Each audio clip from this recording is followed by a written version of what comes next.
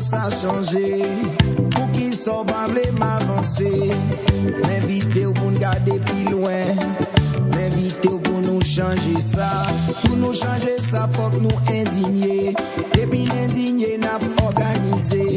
Et puis organisé, n'a vigné plus force. Et puis n'y plus force, n'a plevé camper.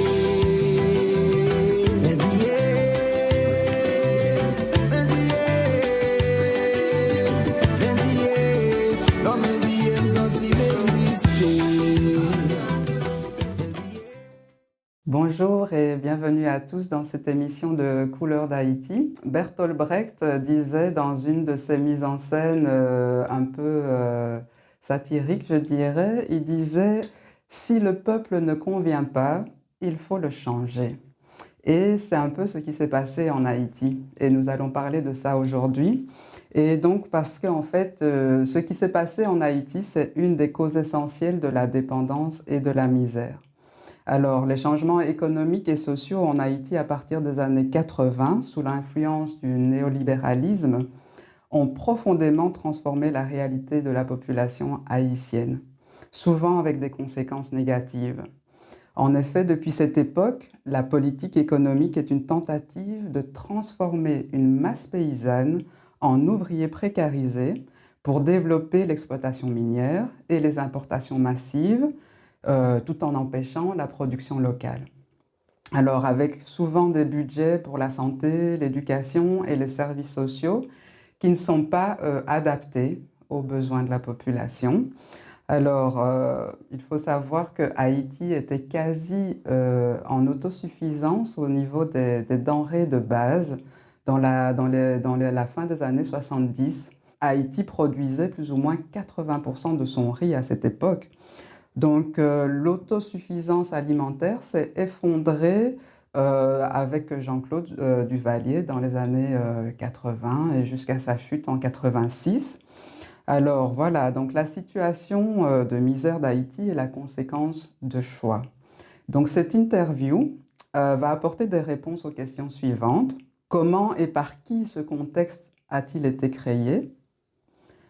Quels sont les enjeux derrière l'apparente pauvreté du peuple haïtien? Quel est l'impact de cette dynamique économique au niveau géopolitique global? Et comment se fait-il que cette politique se poursuit dans le temps? Donc nous allons aborder toutes ces questions et ce thème avec Frédéric Thomas. Donc Frédéric Thomas est docteur en sciences politiques. Il est spécialiste de l'Amérique du Sud et des Caraïbes et chargé d'études au Centre tricontinental, CETRI, en Belgique. Il est auteur de nombreux articles et de plusieurs ouvrages, dont L'échec humanitaire, le cas haïtien, Soulèvement populaire, point de vue du Sud et Haïti, notre dette. Au fil de ses analyses sur divers sujets liés à Haïti, notamment la politique de développement économique, les pratiques des organisations humanitaires, la crise politique et sécuritaire du pays, l'effondrement des institutions de l'État haïtien, etc., il s'est affirmé comme véritable ami d'Haïti par la pertinence et la cohérence de ses écrits. En 2010, Frédéric Thomas a commenté le tremblement de terre en Haïti en mettant en lumière les dysfonctionnements de la coopération internationale et les rapports de force inégaux entre les travailleurs humanitaires et la population en détresse. Ces conclusions et recommandations mènent vers la souveraineté du peuple haïtien, car pour ce politologue, la solution doit venir des Haïtiens. Alors, Frédéric Thomas, bonjour et bienvenue sur Couleurs d'Haïti. Bonjour. Vous avez écrit un article qui s'appelle « Haïti, un modèle de développement anti-paysan ». Et dans cet article, vous parlez donc des conséquences du néolibéralisme des années 80, associé à la dictature des Duvalier, ainsi que de celui du plan stratégique de développement de 2012, qui suit les mêmes lignes directrices. Alors, pouvez-vous retracer l'historique de ce contexte, en présenter les acteurs et les enjeux principaux? Comment était la réalité économique et sociale de la population haïtienne avant les années 80 et après ces politiques économiques? L'histoire est imbriquée à la fois sur le court, moyen et long terme. Les acteurs en présence, on peut les synthétiser en trois. C'est d'une part le gouvernement haïtien, d'autre part les acteurs internationaux, enfin la population haïtienne. Et ce qui va se passer à la fin de la dictature de Duvalier, c'est que Jean-Claude Duvalier, donc Baby Doc, il affirmait que son père avait fait la révolution politique, il allait faire la révolution économique. Et la révolution économique, c'est en fait la libéralisation du régime. La libéralisation économique, on a pensé que cette libéralisation économique allait se doubler d'une libéralisation politique, mais ce n'a pas été le cas. En quoi a consisté la libéralisation économique? Au fait, à faire venir, à mettre en place un modèle économique, à développer des usines d'assemblage, donc des zones franches de production textile à destination des États-Unis. Et donc le pari qui a été fait à ce moment-là, c'était un projet de Duvalier, mais qui est soutenu, appuyé par les acteurs internationaux, dont la Banque mondiale, les États-Unis, etc. C'est de dire que on va faire passer la population paysanne qui est archaïque, qui n'a pas de moyens, qui produit peu, vers un travail urbain dans ces zones franches, et l'alimentation qu'elle produisait, elle va l'acheter grâce à ses salaires, etc. Et donc, elle va l'acheter à qui? Au plus grand producteur agricole mondial qui se trouve juste à côté, les États-Unis. Donc ça, c'était la vision, et ce pari, il a été mis en place et n'a réussi qu'à moitié. C'est-à-dire, concrètement, oui, ça a accéléré l'exode rural. Une partie de la paysannerie est venue à Port-au-Prince travailler dans ces usines, mais ces usines ont offert finalement peu d'emplois. Il y a le chiffre mythique de 100 000, mais ça n'a jamais été 100 000, c'est plutôt autour de 50 000. Donc ça n'a pas offert d'emploi à l'ensemble de la population qui a quitté la campagne. Par ailleurs, c'était un emploi essentiellement féminin, peu payé, mal payé, avec des conditions très défavorables, qui n'a pas permis un développement de cette population, qui n'a pas encore moins bénéficié au pays. Et donc Haïti s'est trouvé doublement perdant, puisque avec moins de production alimentaire, avec moins de paysannerie, avec aussi des personnes qui se trouvaient dans l'incapacité d'acheter la nourriture qu'auparavant elles produisaient, et dépendantes un peu plus des importations alimentaires des États-Unis. On est passé, comme vous l'avez dit, d'une quasi-autosuffisance dans les 70 à une dépendance accrue, d'autant plus accrue que ce choix économique s'est doublé d'une baisse des tarifs douaniers. Donc pour faciliter les importations alimentaires, si bien qu'Haïti va se retrouver quasiment du jour au lendemain, avec la fin de la dictature, avec le pays des Caraïbes, avec le taux de douane le plus faible de toute la région, ce qui a fait exploser les importations de riz qui se sont, depuis les États-Unis, qui ont accentué, qui ont cassé carrément la production locale, avec ce qu'on appelle le riz Miami, qui est venu concurrencer la production de riz local, et avec une dépendance des fluctuations des prix. Alors, quelle était aussi la logique qui était faite par Duvalier? C'était une modernisation économique, mais encore une fois, à la fin, à renversement de la dictature, cette politique économique a perduré. Pourquoi? Parce que la Banque mondiale, les acteurs internationaux reconnaissaient l'échec, mais l'attribuaient uniquement au fait qu'on était face à l'État duvalieriste, qui était un État prédateur et corrompu. Et donc, ce qu'on a voulu faire, c'est libéraliser, donc rendre cet État plus faible, en se disant, bon, c'était quelques familles qui contrôlaient l'essentiel de l'économie.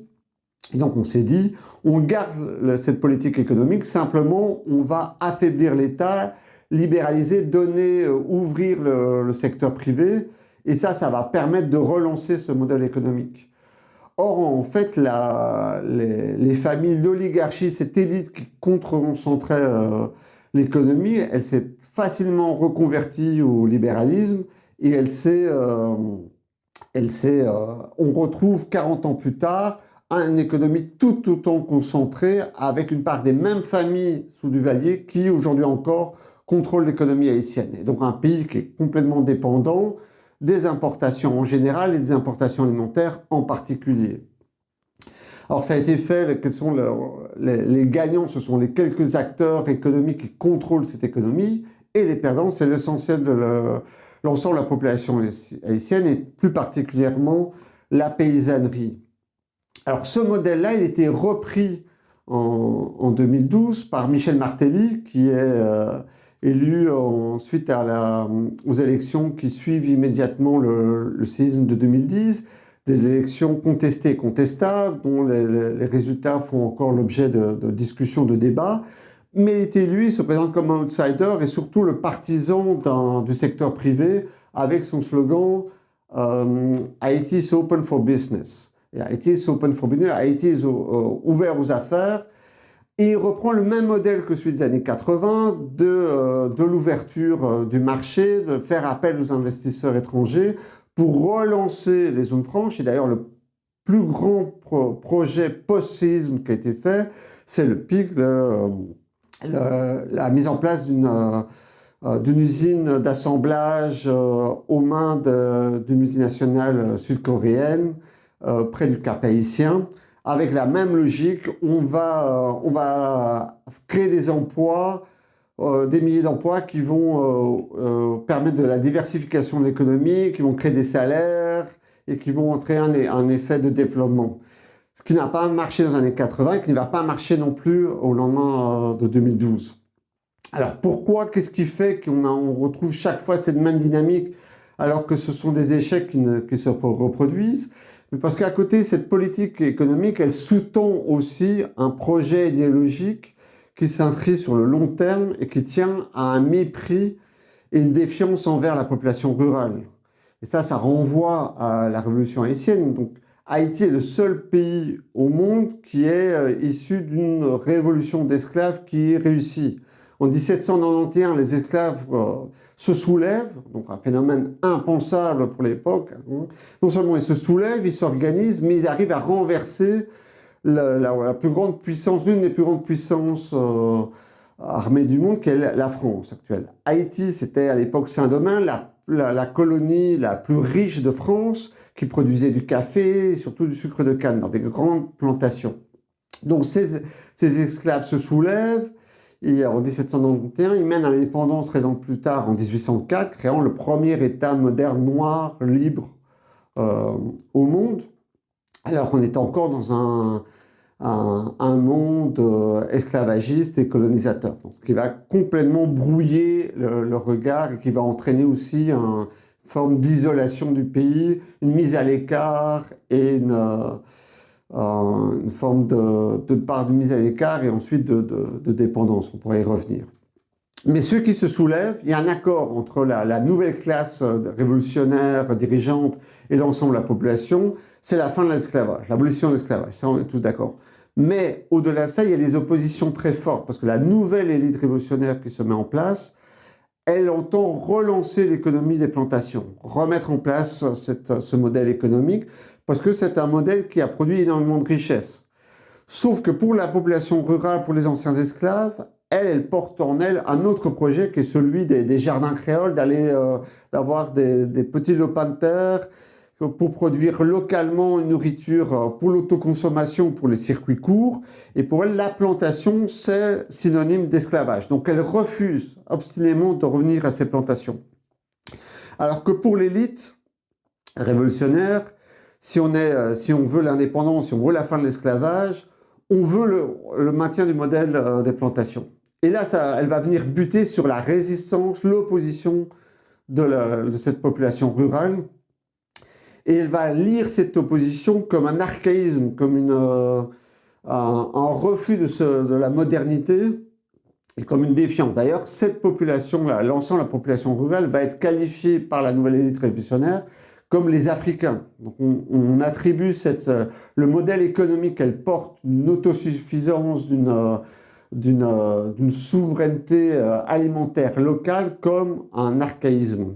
Et donc on va se défier de cette population, on va la voir comme un mépris, et cette population rurale va être qualifiée par la belle formule de l'anthropologue haïtien Barthélemy comme le monde en dehors, le pays en dehors, ce pays qui refuse d'être intégré, exploité, réintégré dans ces plantations, qui porte un autre projet agricole, mais aussi un projet de société alternatif, qui est vu avec mépris et avec défiance par la population. Et toute l'histoire d'Haïti peut être lue comme cette opposition entre deux modèles agricoles, entre deux acteurs ou un groupe d'acteurs, d'un côté la classe dirigeante haïtienne et les acteurs internationaux, de l'autre la population, l'ensemble de la population alors rurale haïtienne. Et cette opposition va se rejouer 2 siècles plus tard avec les zones franches. C'est-à-dire que le modèle des plantations a échoué essentiellement suite à l'opposition de la population rurale, et on va se substituer à ce modèle de plantation le modèle des assemblages, qui est simplement la reproduction au niveau urbain et au niveau industriel du modèle des plantations au niveau agricole, avec toujours la logique de grandes plantations, enfin de grandes plantations, d'usines d'assemblage qui réunit énormément de personnes pour produire un seul produit, on ne diversifie pas l'économie, un seul produit à destination de l'exportation. Et par rapport à ce modèle-là, la population rurale, elle porte en elle l'idée de produire localement divers produits, pas pour l'exportation, mais pour la consommation locale. Et donc, en fait, à mon sens, les zones franches, ce modèle économique, ce qui explique qu'il a été reproduit encore et toujours, c'est à la fois le mépris et la défiance envers la population, et aussi la perdurance d'une logique des plantations, d'une logique, on appelle logique extractiviste, l'idée de produire, de faire une production locale, peu qualifiée, à bas prix, pour l'exportation, c'est ça qui va sortir du pays de la dépendance. Et donc cette opposition, elle est structurante du modèle économique et aussi d'un modèle politique dans lequel, encore et toujours, la majorité de la population haïtienne est vue comme, pour reprendre le terme de Brecht, le peuple qui ne convient pas, dont il faut changer, et le changer comment? En le mettant en le contrôlant, en le faisant passer d'une production alimentaire agricole locale à salariés des zones franches. Oui, tout à fait. Et donc, en fait, dans ce modèle économique imposé à la population, mais ça reste quand même une dynamique d'esclavage parce que la population est sous-payée, etc. Donc comment expliquez-vous qu'ils n'ont pas prévu de créer un modèle qui puisse être accepté par la population? Mais essentiellement parce que l'approbation de la population n'entre pas dans la question, ce qui était vu, que c'est un modèle qui n'est pas questionné, qui n'est pas questionnable. Donc c'est vraiment ce qui est imposé à Haïti, l'a été au cours des années 80 à l'ensemble des pays du Sud. Donc c'est vraiment la logique d'une libéralisation, d'une marchandisation accrue en faisant de l'État un obstacle qui devait se transformer d'obstacle en garant, soutien du marché et favoriser les acteurs du marché. Ça d'une part. D'autre part, parce que c'est un modèle antipopulaire et anti-paysan, parce que cette paysannerie, elle est vue comme un obstacle au développement, mais aussi un danger pour la gouvernance et pour la stabilité du pays. Parce qu'elle porte une résistance, une soif de liberté, une incapacité d'être contrôlée. Et donc, ce qui a été vu, il y a la prégnance du modèle économique d'abord des plantations qui s'est reconverti en zone franche. Il reste toujours d'actualité. Même quand il est remis en question, il est remis en question à la marge, en disant que c'est parce que l'État est corrompu, c'est parce qu'il y a eu des accidents de marché, que ça ne s'est pas développé. Mais encore et toujours, c'est cela qu'on promeut. Parce que l'idée que quelques paysans avec peu de moyens vont produire localement de la nourriture pour eux-mêmes, leur famille, la communauté et les villages à côté, ça sort de la logique du marché, d'un marché qui plus est internationalisé, et c'est vu comme une défaillance ou comme un archaïsme. Et donc, ce qui explique largement cela, c'est cela. Donc, c'est la population rurale n'est pas vue comme un moteur du développement. Non seulement elle n'est pas vue comme un moteur du développement en Haïti, mais elle est vue comme un obstacle et un danger. Et il faut en finir avec cette population-là. Les tentatives depuis plus de 2 siècles, de l'oligarchie en Haïti et des acteurs internationaux, c'est de contrôler cette masse paysanne, de faire de ce pays en dehors, de l'intégrer, mais de l'intégrer à des conditions par lesquelles elle serait contrôlée, elle se serait de constituer un danger. Le fait qu'elle se soit en dehors, elles sont en dehors du marché, largement en dehors de l'État, c'est de faire de les recapter à l'intérieur du marché, à l'intérieur de l'État, d'être davantage pour les contrôler, les exploiter.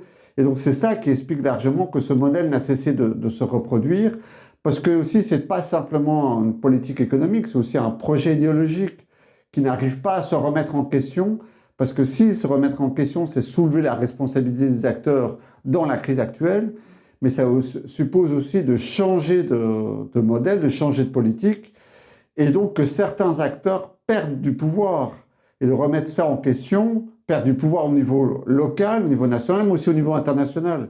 Et ça, les différents acteurs ne sont pas prêts.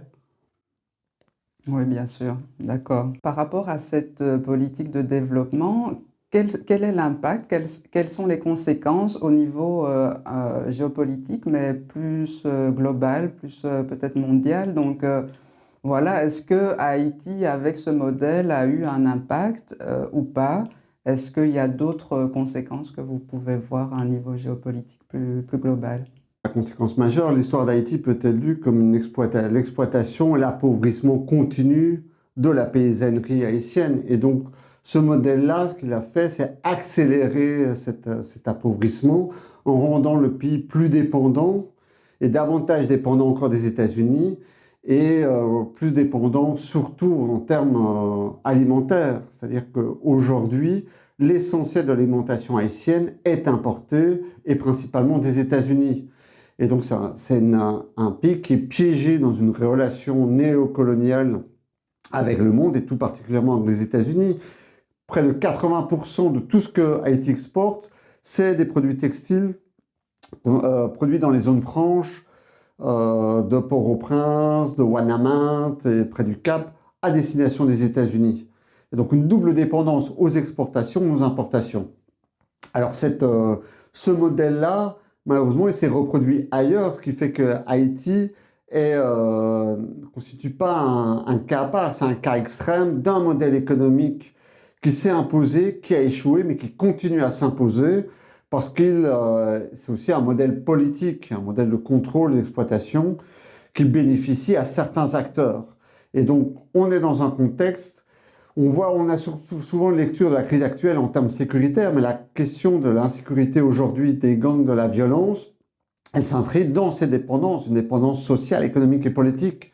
Et tant qu'on ne sortira pas de ces dépendances, on ne va pas pouvoir affronter la question sécuritaire. Donc les conséquences générales, c'est une accélération un affermissement du piège de la dépendance, du néocolonialisme et de l'autoritarisme dans lequel se trouve la population haïtienne. Oui, oui, je vois. Alors, les impacts de cette politique économique sont nombreux, hein, donc vous en avez parlé, mais donc il y a quand même la déstabilisation de la structure sociale, l'exode rural, une paupérisation globale, un déforcement du rôle de protection et de développement public de l'État, une déstabilisation de la structure familiale, une augmentation de la pauvreté des femmes aussi. Et donc, comment et pourquoi cette situation se maintient-elle dans la durée, malgré les nombreuses analyses qui ont été faites à ce sujet et le mea culpa de Bill Clinton par rapport à cette politique qu'il a mise en place? Oui, on parlait de mea culpa, il faudrait ajouter une conséquence qui est importante aussi, c'est la conséquence de la dégradation environnementale, puisque cette paysannerie, il y a un boom démographique, elle est sans moyens, donc elle a de moins en moins de terres qui sont de plus en plus travaillées. Donc il y a un épuisement des terres, une déforestation qui est due essentiellement à l'absence de politique publique, de politique agricole, et de pression qui est faite sur cette paysannerie. Alors pourquoi, oui, il y a ce mea culpa de Bill Clinton qui reconnaît que la baisse des tarifs douaniers a bénéficié aux agriculteurs de l'Arkansas, qu'ils représentaient à l'époque, et pas à la population haïtienne. Mais ce mea culpa n'entraîne aucun changement. Alors, ce qui est intéressant, c'est qu'on voit ce mea culpa au sein de différents acteurs internationaux, notamment au sein de l'aide internationale, qui ont fait leur mea culpa, qui ont reconnu que l'aide après 2010 a été en partie entièrement un échec, mais ça n'entraîne pas de changement. Alors pourquoi? Mais parce que cette aide, même que ces politiques économiques, sont inscrites dans une logique, dans une forme de réflexe, qui ne vont pas être remises en question, parce qu'on ne veut pas les remettre en question. On reste ancré dans cette logique, et donc Haïti est un peu ce pays où les acteurs internationaux peuvent reconnaître qu'ils se sont trompés, peuvent même reconnaître qu'ils ont trompé Haïti, tout en poursuivant les mêmes politiques, parce que ce n'est pas grave, parce que finalement Haïti, c'est un pays du Sud, c'est un pays noir, c'est un pays pauvre, et donc il y a une sorte de fatalité à l'échec, à l'erreur, à la pauvreté, qui permet de se déresponsabiliser complètement de ce qu'on fait, puisqu'en fin de compte, on va toujours rejeter la responsabilité sur les Haïtiens et Haïtiennes qui seraient incapables de s'organiser ou ingouvernables. Et donc c'est véritablement à la fois le marqueur d'une déresponsabilisation, d'un mépris, d'un regard colonial, mais aussi de choix politiques et de choix idéologiques. On ne veut pas remettre en question les politiques qui ont été mises en place, peu importe leur échec, parce que derrière cet échec, il y a malgré tout des intérêts qui fonctionnent, qui réussissent auprès d'une minorité d'acteurs nationaux et internationaux qui ont bénéficié, qui continuent à bénéficier de ces politiques au détriment de la majorité de la population haïtienne. Mais d'un autre côté, toute la coopération internationale et l'humanitaire font semblant alors de vouloir aider Haïti. Donc, d'un côté, on a tout un discours, un narratif comme quoi il faut sauver Haïti, il faut aider Haïti. Et puis d'un autre côté, on a une volonté assez faible ou bien inexistante de changer la politique économique qui ferait que Haïti pourrait fonctionner mieux. Alors, il y a ce désir d'aider, et puis de l'autre côté, une chose qui pourrait vraiment aider la population n'est pas mise en place. Donc, comment est-ce que vous voyez cette contradiction? Mais oui, c'est une véritable contradiction, même une schizophrénie. Je pense que les acteurs de la coopération internationale ont une responsabilité dans le fait qu'elles ne reconnaissent pas que toute l'aide, aussi bienveillante soit-elle, ne va pas sortir Haïti de cette dépendance. Au contraire, elle peut accroître cette dépendance. Et donc, il faut reconnaître clairement, il ne suffit pas d'être de bonne volonté, de bonne conscience. Ce n'est pas l'aide alimentaire qui va... Haïti a moins besoin d'aide alimentaire ou d'aide qu'on envoie de médecins, etc., que de politique publique alimentaire, de politique publique de santé, de politique publique d'éducation, qui suppose aussi des institutions publiques. Or, l'aide et les acteurs politiques internationaux, les acteurs économiques, convergent dans une forme de contournement et de déstabilisation de toutes les institutions publiques. Et donc c'est ça le cercle vicieux dans lequel est piégé Haïti, dont il faut absolument sortir. Haïti, sans changement, ne va pas aller mieux. Et donc, ce n'est pas les acteurs humanitaires ou les acteurs de développement qui entraînent ce changement. Ce changement, il peut venir de la population haïtienne, des organisations haïtiennes. Et donc, il faut se positionner par rapport à ce changement et pas par rapport à une vision abstraite du développement ou de l'aide. Non, c'est les Haïtiens et Haïtiennes, à travers leurs organisations, qui portent la chance de sortir de cette dépendance. Or, donc, on est dans un pays où les acteurs internationaux ne cessent de dire « oui, la solution viendra d'Haïti, des Haïtiens ». Mais dans le même temps, c'est une sorte de solution sous contrôle. Ce n'est pas n'importe quel type de solution qu'ils attendent. C'est une solution qui est un peu validée, formatée par la logique internationale et reproduite par les acteurs nationaux. Donc c'est ça qu'il faut renverser. Parce que de fait, pour qu'il y ait un changement implique que Haïti sorte de la dépendance, et essentiellement de sa relation avec les États-Unis. Or, peu importe les discours des États-Unis et peu importe les différents présidents qui se sont succédés à la tête des États-Unis, ils maintiennent une logique impériale. Et ça ne va pas se faire sortir de cette dépendance, de cette relation-là, ne va pas se faire sans rupture. Et donc, c'est véritablement assumer cette rupture. Il faut que les acteurs aussi de l'aide reconnaissent que tant qu'Haïti reste piégé dans cette relation néocoloniale, elle est condamnée à aller de catastrophe en crise et en ingérence. Alors, plutôt que de pleurer sur cette pseudo-fatalité, se dire non, on est face à des choix politiques qui ont entraîné le pays vers le bas, il faut sortir de là, et ça, il faut un changement. Et ce changement suppose une rupture avec des logiques, avec des politiques, et avec une dépendance essentiellement envers les États-Unis. Oui, je comprends. Ben oui, et donc justement, pour l'avenir, alors, comment est-ce que ça pourrait se passer? Parce que, donc, comment est-ce que la valorisation et le développement du monde rural et paysan pourraient-ils être mis en place dans le contexte actuel? Et aussi, est-ce que la diaspora et les nouvelles générations vont prendre en compte ces données et créer un système adapté, puisqu'il y a quand même pas mal d'analyses qui montrent que le développement rural est une solution pour Haïti. Donc, est-ce que la diaspora et les nouvelles générations vont pouvoir prendre ça en compte? Est-ce que la diaspora va reproduire la même politique et peut-être à une échelle encore plus grande, puisque beaucoup de la diaspora haïtienne est aux États-Unis, étudie aux États-Unis et donc est formée par les écoles, les facultés d'économie là-bas qui prônent ce modèle.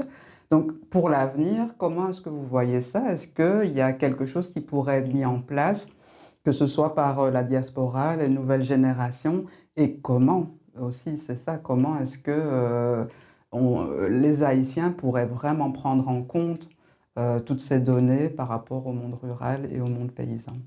En réalité, il ne faudrait parler pas de la diaspora, mais des diasporas. Parce que cette diaspora, elle est très hétérogène et très différente selon les lieux, selon les classes sociales, selon les hommes et les femmes, etc. Donc, elle ne porte pas une vision politique unique. Par ailleurs, elle a un poids économique très important, mais qui ne se double pas d'un poids politique.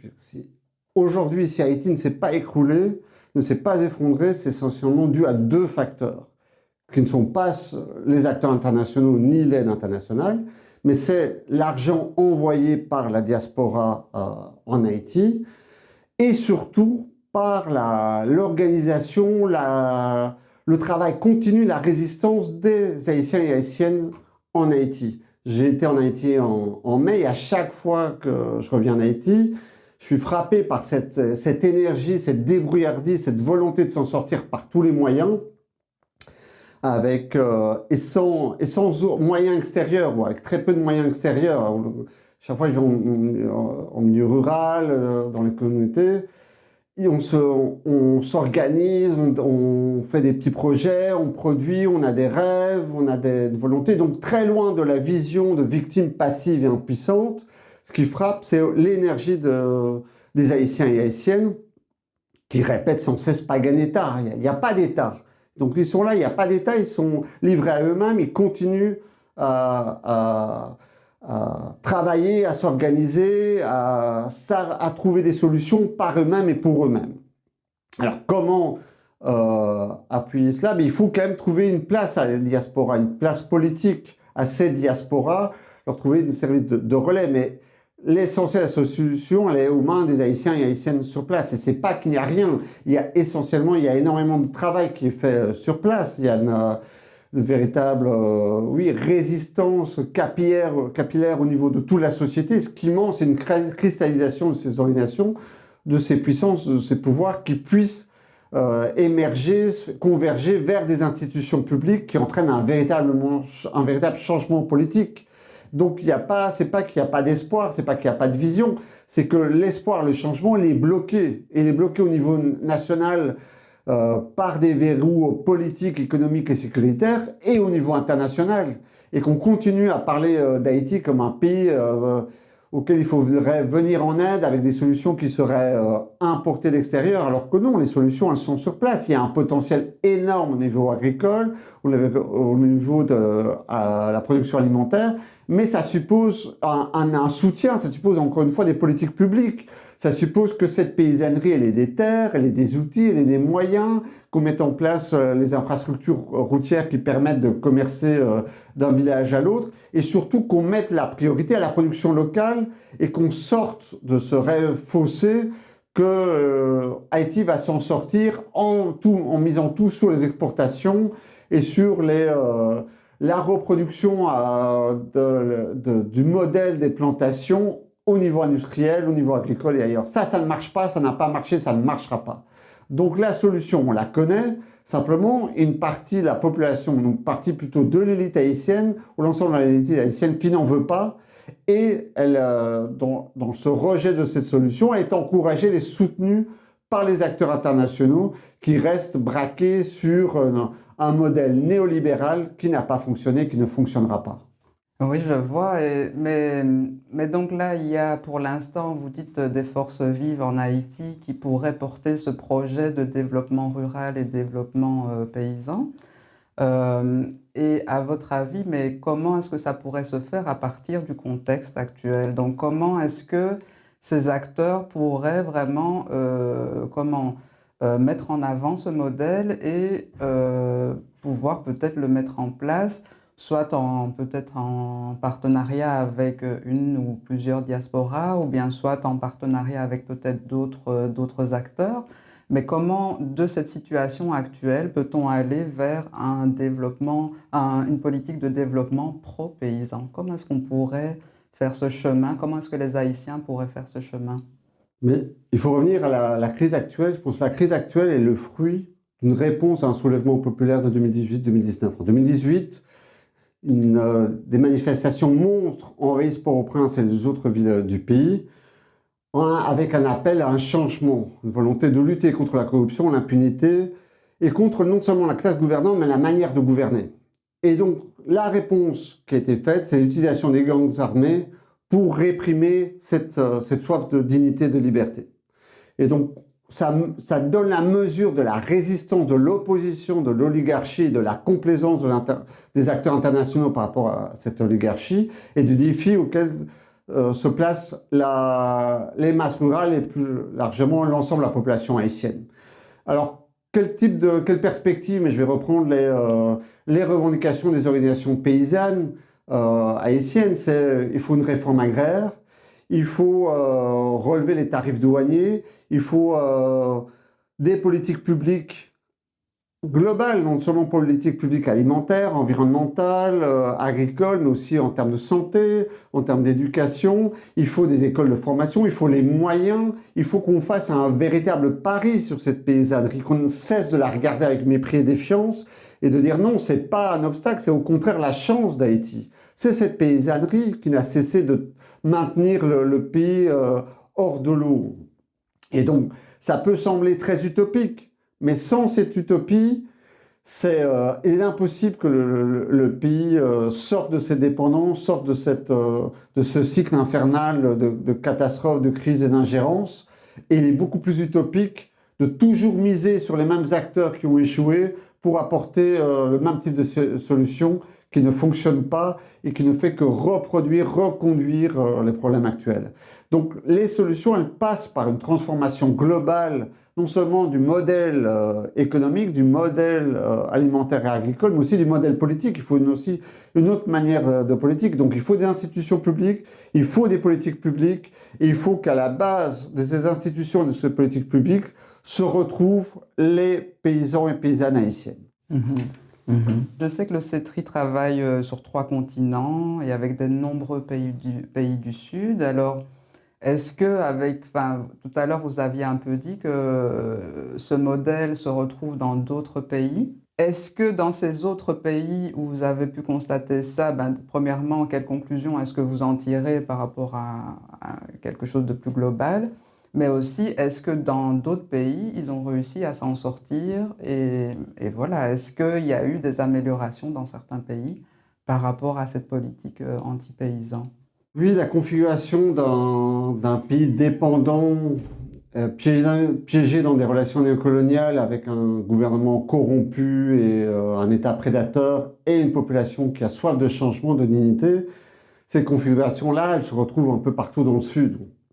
Alors, il y a eu des avancées, souvent contradictoires, et ces avancées, évidemment, elles sont à chaque fois le fruit de larges mobilisations populaires, parce que ce n'est pas un État à lui seul, un gouvernement qui décide de changements, c'est vraiment sous la pression qu'il y a des changements, mais qui restent contradictoires et fragiles, vulnérables, parce qu'on reste dans un contexte international où prévalent encore des politiques néolibérales, la priorité mise sur le marché et des échanges internationaux qui piègent ou qui fragilisent la production alimentaire. Mais donc on peut voir qu'au Brésil, sous la pression de masse paysanne, il y a eu des changements qui sont contradictoires, mais il y a quand même des avancées.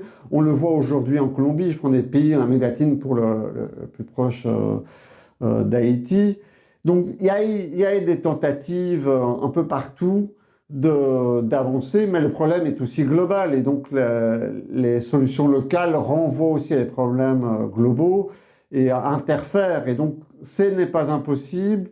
Ce qu'on voit, c'est que c'est toujours le fruit de larges mobilisations populaires, et c'est sous la pression de ces mobilisations et sous la force de ces mobilisations qu'il y a des changements, et que ces changements, ils doivent toujours être consolidés. Et pour pouvoir être consolidés, il faut des gouvernements représentatifs qui portent ou qui relayent cette demande.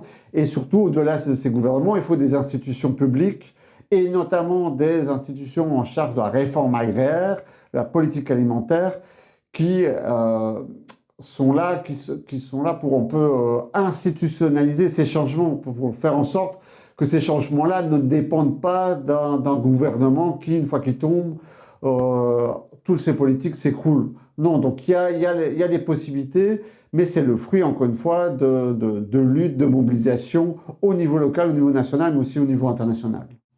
Oui, donc là, ce dont vous parlez, c'est un changement de paradigme général par rapport à cette politique économique mondiale, par rapport au néolibéralisme, etc. Et heureusement qu'il y a des chercheurs comme vous et comme d'autres qui mettent en avant des pistes de réflexion, des pistes de solutions, etc. Je vous remercie beaucoup pour cette interview. C'était vraiment très, très intéressant. Et alors, je vous laisse le mot de la fin pour conclure. Oui, je vous remercie. Je pense que l'essentiel par rapport à Haïti, l'essentiel de mes réflexions, de mes analyses, je les puise auprès des organisations haïtiennes. Et donc, j'essaie de relayer cette voie-là. Alors, pour conclure, il y a toujours cette vision d'Haïti, une vision un peu dépressive, négative. Et il ne faut pas nier l'ampleur des problèmes, la difficulté dans laquelle se trouve Haïti. Mais Haïti a déjà, par son histoire, réalisé l'impensable et l'impossible en se soulevant, en créant en faisant d'une révolution d'esclaves un premier État moderne, noir, libre au monde. Donc, il y a cette impossibilité, cet impensable est inscrit dans l'ADN du pays. Et lorsqu'il y a eu le soulèvement de 2018-2019, il s'inscrivait aussi dans une vague mondiale de soulèvement populaire qui portait un énorme espoir. Et donc, il y a toujours cette soif de changement de dignité qui se trouve aux racines de la population haïtienne. Et c'est là-dessus qu'il faut s'appuyer, c'est là-dessus qu'il faut parier pour l'avenir, pour un changement. Et arrêter de rester fixé sur une fatalité. Non, il y a une soif de changement, il y a les capacités, il y a la volonté. Ce qui manque, c'est la capacité d'aller au-delà des obstacles et de pouvoir les renverser pour répondre à cette soif de changement. Merci beaucoup Frédéric Thomas, merci beaucoup pour cette interview et à très bientôt. Merci à vous.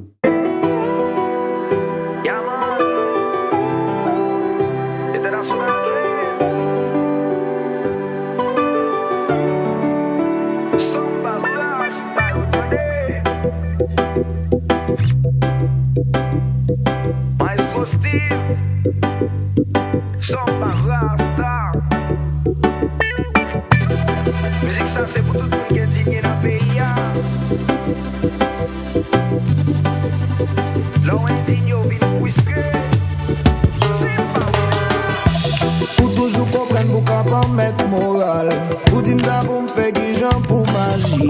Ou pas j'en prends ton fond t'y réfléchis. Pour m'en tête tout qui ça me fait qui mal. M'bagay travail m'a cherché la vie. Ou plutôt prends temps où elle est paressée. Au lieu de créer conditions pour la vie me changer. Ou préférez bon tout chai pour thé. Mais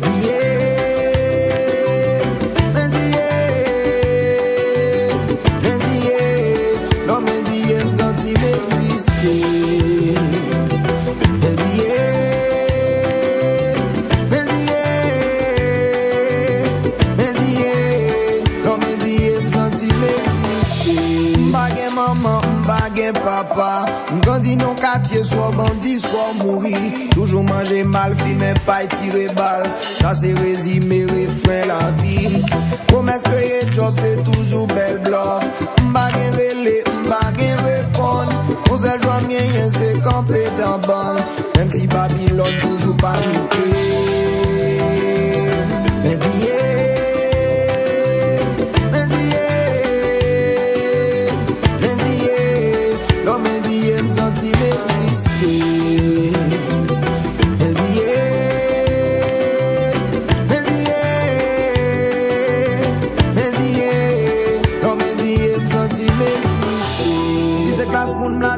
qui maltraité, pour qui c'est classe moun là dans l'an qui méprisé, pour qui c'est classe moun là dans l'an qui pas gain l'école, pour qui c'est classe moun là dans l'an qui pas gain la vie, pour qui c'est classe moun là dans l'an qui pas gain l'amour, pour qui c'est classe moun là dans l'an qui mandé la mort, pour qui c'est classe moun là dans l'an qui pas gain avenir, pour qui c'est classe moun là dans l'an qui n'a pourri, pour qui sont pas blé ça changer.